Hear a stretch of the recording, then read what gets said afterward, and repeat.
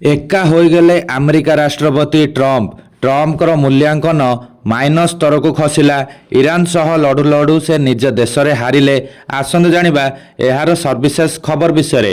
ବିଜୟ ଏବଂ ଲୋକପ୍ରିୟତାର ଦାବି ପାଇଁ ଜଣାଶୁଣା ରାଷ୍ଟ୍ରପତି ଡୋନାଲ୍ଡ ଟ୍ରମ୍ପ ବର୍ତ୍ତମାନ ନିଜ ରାଜନୈତିକ କ୍ୟାରିୟରରେ ସବୁଠାରୁ ଖରାପ ପର୍ଯ୍ୟାୟ ଦେଇ ଗତି କରୁଛନ୍ତି। ଇରାନ ସହିତ ଲମ୍ବା ଏବଂ ଭୟଙ୍କର ଯୁଦ୍ଧ କେବଳ ବିଶ୍ୱ ଶାନ୍ତିକୁ ଲୁଟି ନେଇ ନାହିଁ, ବରଂ ଟ୍ରମ୍ପଙ୍କର ନିଜସ୍ୱ ଯାଦୁକୁ ମଧ୍ୟ ନଷ୍ଟ କରିଦେଇଛି। ସଦ୍ୟତମ ତଥ୍ୟ ଅନୁଯାୟୀ ଯେଉଁମାନେ ତାଙ୍କୁ ଭୋଟ ଦେଇଥିଲେ ସେମାନେ ମଧ୍ୟ ଏଥିପାଇଁ ଅନୁତାପ କରୁଛନ୍ତି। ଟ୍ରମ୍ପଙ୍କ ନେଟ୍ ଅନୁମୋଦନ ରେଟିଂ -17କୁ ଖସି ଆସିଛି। ଏହି ହ୍ରାସ ଏତେ ଗୁରୁତର ଯେ ଏହା ଆମେରିକାର ଇତିହାସରେ ସମସ୍ତ ପୂର୍ବ ରାଷ୍ଟ୍ରପତିଙ୍କ ରେକର୍ଡ ଭାଙ୍ଗି ଦେଇଛି। ଏକ ସଦ୍ୟ ବିଶ୍ଳେଷଣ ଆମେରିକୀୟ ରାଜନୀତିରେ ଆଲୋଡ଼ନ ସୃଷ୍ଟି କରିଛି। ଟ୍ରମ୍ପଙ୍କ ଲୋକପ୍ରିୟତା ସର୍ବକାଳୀନ ସର୍ବନିମ୍ନ ସ୍ତରରେ ପହଞ୍ଚିଛି। ପରିସଂଖ୍ୟାନ ଅନୁସାରେ ଟ୍ରମ୍ପଙ୍କର ମୂଲ୍ୟାଙ୍କନ ବର୍ତ୍ତମାନ ପୂର୍ବତନ ରାଷ୍ଟ୍ରପତି ଜିମି କାର୍ଟର, ରୋନାଲ୍ଡ ରେଗାନ ଏବଂ ଜୋ ବାଇଡେନଙ୍କ ମୂଲ୍ୟାଙ୍କନ ଠାରୁ ତଳେ ଅଛି।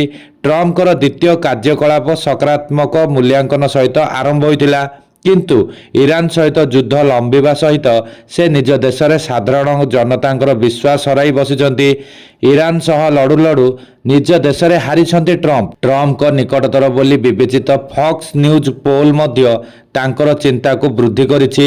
ପ୍ରକାଶିତ ତଥ୍ୟରେ ଆଶ୍ଚର୍ଯ୍ୟଜନକ ଖୁଲାସା ହୋଇଛି। ଗତ ବର୍ଷ ମାର୍ଚ୍ଚରେ 91% ରିପବ୍ଲିକ୍ ଟ୍ରମ୍ପଙ୍କୁ ସମର୍ଥନ କରିଥିବା ବେଳେ ସେହି ସମର୍ଥନ ଏବେ 84%କୁ ହ୍ରାସ ପାଇଛି। ଏହାର ଅର୍ଥ ହେଉଛି ତାଙ୍କ ନିଜ ଦେଶ ଭିତରେ ବିରୋଧର ସ୍ୱର ଉଠୁଛି।